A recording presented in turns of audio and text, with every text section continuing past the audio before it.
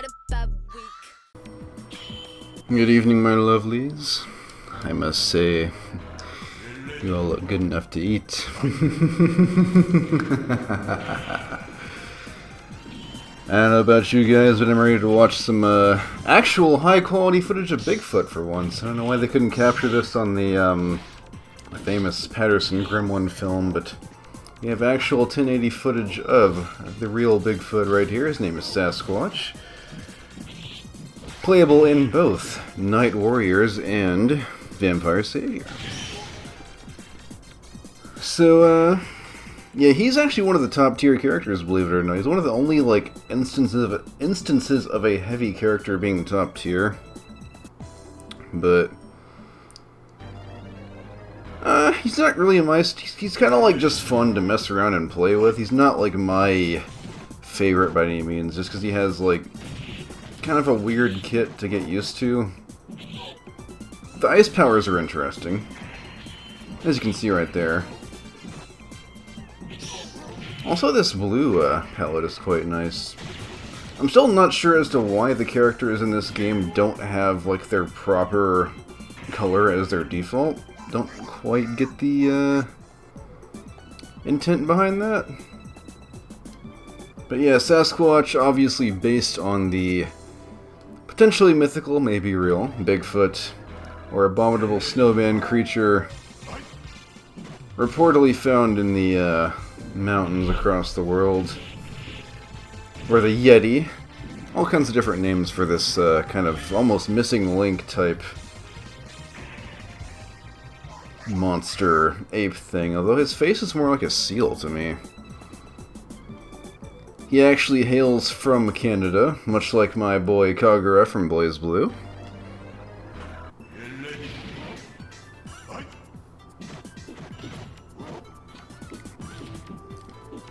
Yeah, in terms of story, he's not like super important to the story. In that he, like, obviously he's just protecting his village, kind of like our boy Rikuo was. He can speak normal English, as you can see here. He's not just a beast. He's smart enough, but yeah, he lives within the Glacial Valley, which obviously comes under threat by Pyron. And it's not just him there's all kinds of, like, different creatures. Like, there's these seals that drive around and, like, deliver mail. And as you can see there's also these living snowmen that live in the village. But despite his appearance, he's actually quite peaceful, and tends not to really want to fight humans unless they threaten his species or run up on him in some way. He's not actually a malicious, you know, wild beast. He's got tact and etiquette to him. So he can be a nice guy if you treat him right.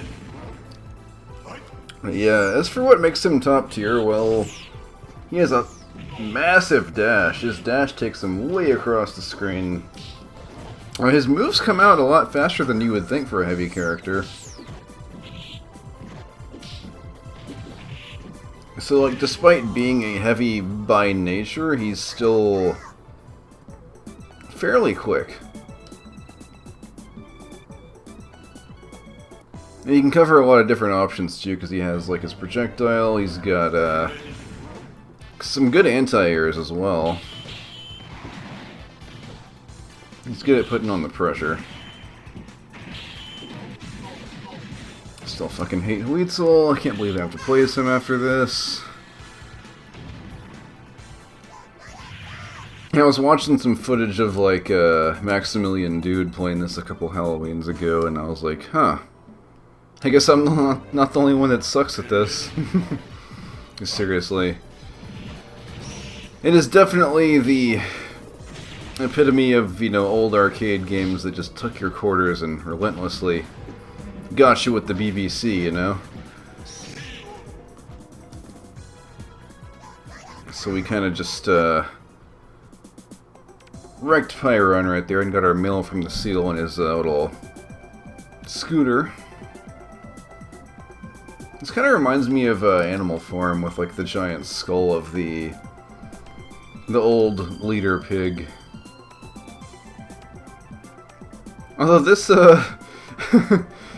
this interpretation kind of implies that the Sasquatch is, or his race,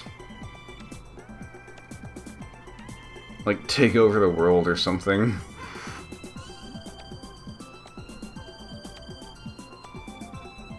Which is kind of out of character for Sasquatch himself, but what can you do?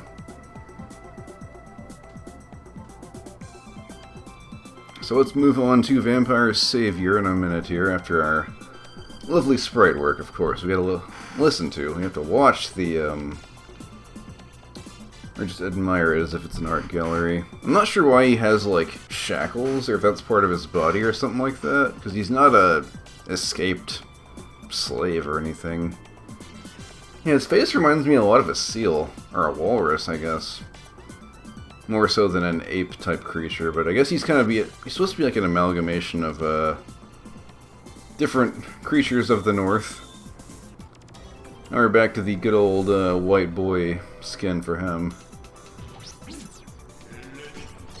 Yeah, again, a very animated character. His fur is always blowing in the wind. Very cartoony, stretchy and all that. Again, the Hanna-Barbera influence can be felt here. As for the differences between this game and Vampire Hunter, well, his projectile is weird in this one. Like, it's not a full-on cloud of vapor as it used to be.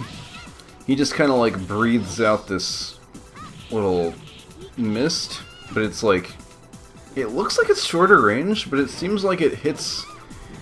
It also seems like the hitbox is larger than what the animation would imply, so I'm not sure what the mechanic behind it is. Again, if I don't main a character, I'm not going to tell you all the nuances behind their playstyle, because I don't know them. Yeah, again, kind of odd wind quotes in this one. I'm in a bad place. So,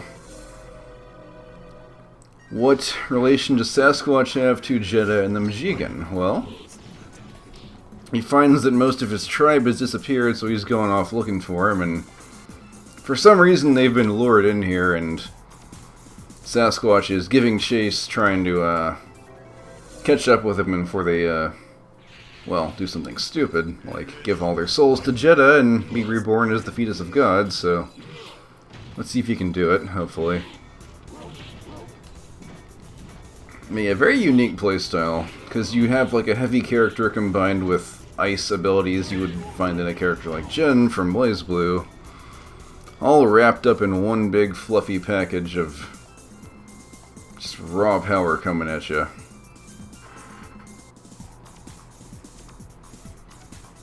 We only have 3 more videos to go.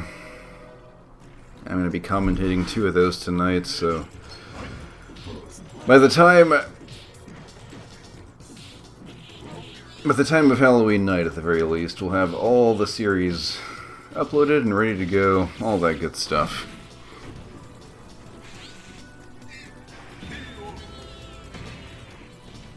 You see what I mean there? The hitbox is like not congruent to the animation, so I'm not sure why they changed it to be more of a little puff of mist.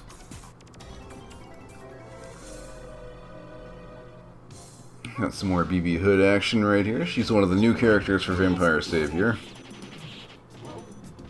Can't go wrong with that. But yeah, Sasquatch, much like Rakuo, is very straightforward. He just is part of this non-human sentient race who is fighting to either protect it or in representation of it.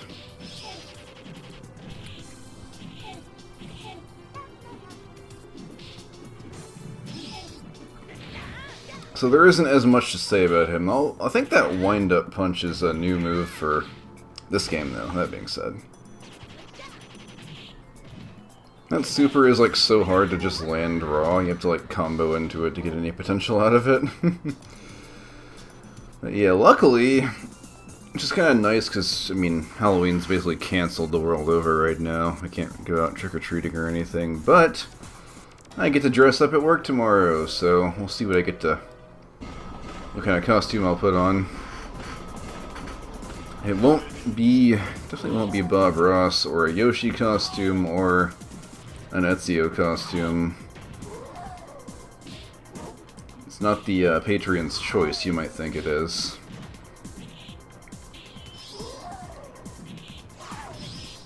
Yeah, I finally got a lot of my expenses out of the way.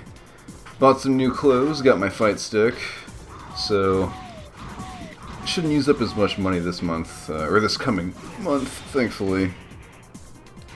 Might get me, just save up for a while for something for Christmas.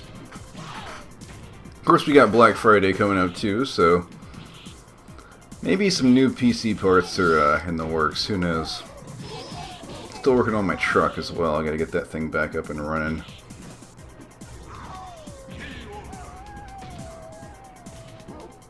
I've been driving my my mom's Lincoln to work until that thing is back up, but I have the parts ordered. I just need to get them actually like wait for them to come in, and you know how it'd be. And as usual, Jetta's the final boss here. I feel like he's kind of the inspiration for Carmine from Uni because they both have like attacks with their blood. I mean, kind of generic dialogue there, but we'll see why he's being lured here in just a moment. Or, well, the result of his tribe leaving. I do love that intro, though. Yeah, Carmine also has like a spinny attack like that he does with, well, with blood.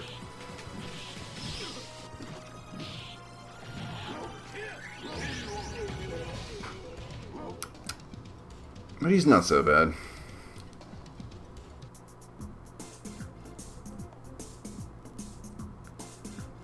And in his triumph, he finally catches up with his good old tribesman.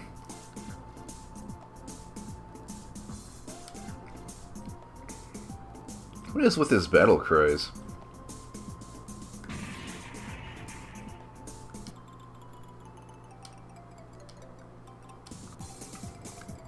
And of course these idiots fell for the trap, and Sasquatch is like, wow, you guys are stupid. I just love that reaction, like... It just shows that he's the more level-headed one of his tribe.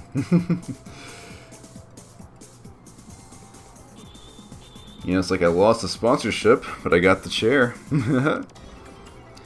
Moving on, for more Vampire Savior, we have one of the new characters within the game, B.B. Hood, or Baby Bunny Hood, or Boletta in Japan. I didn't know this because I never played her, well, like I never actually tried to play her that much, just after the, what am I trying to say here, like, except for the time I played her on PSP, I didn't play her a lot, so I didn't know she was a charge character.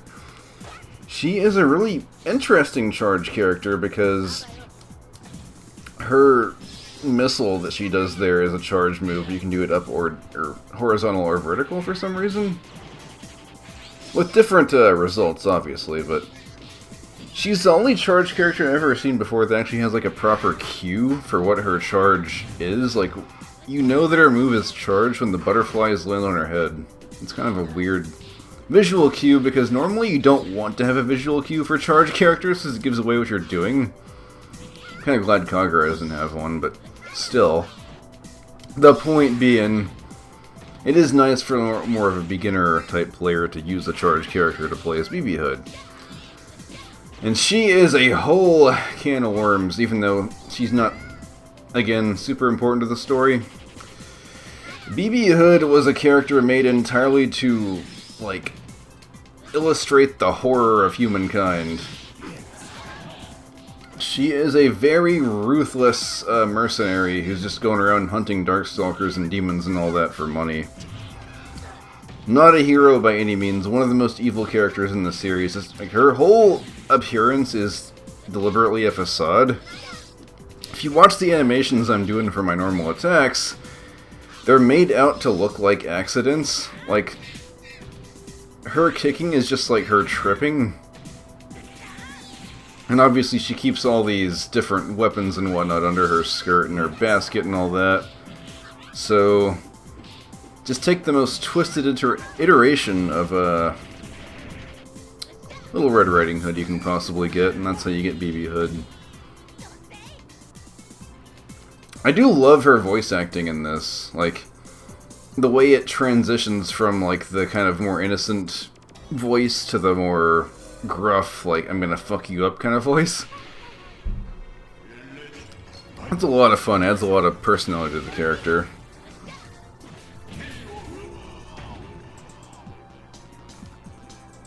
I just did the special there where she literally just, like,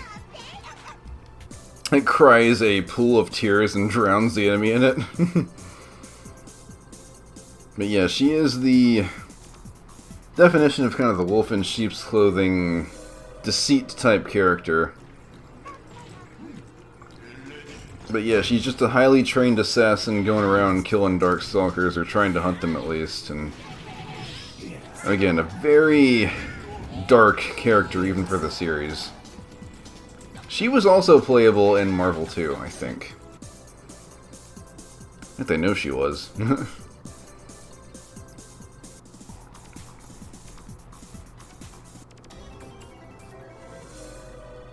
Yeah, she's kind of a... I guess you could say she's a fan favorite in some circles just because she was in at least one other game, and just for her ridiculously deceptive and dark nature.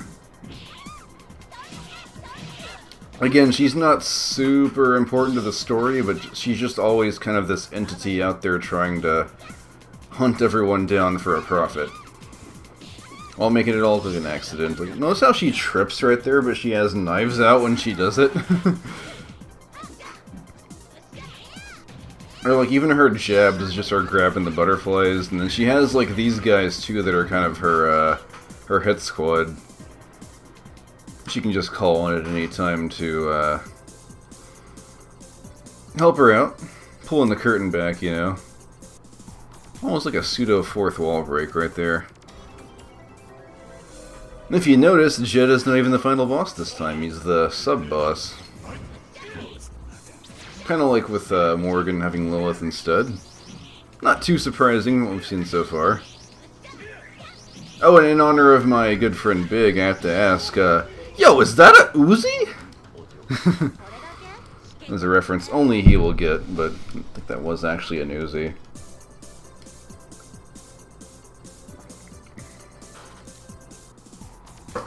Again, not my style of character to play, but fun nonetheless. And the final boss is Lord Raptor.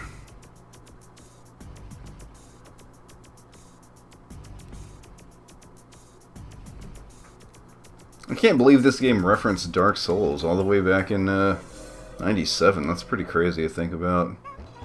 Considering the series wouldn't even be a thing for like 15 years almost. We all know Capcom was ahead of their time back then, so...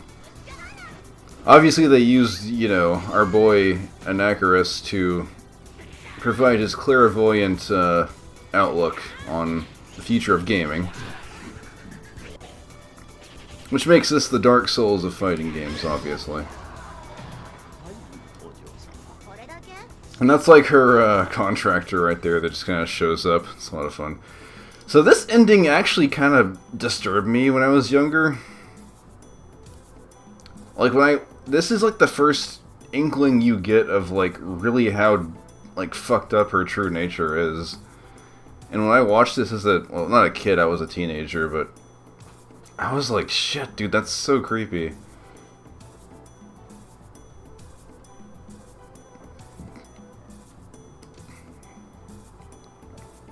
So why do we have regular wolf people aside from John Talbane?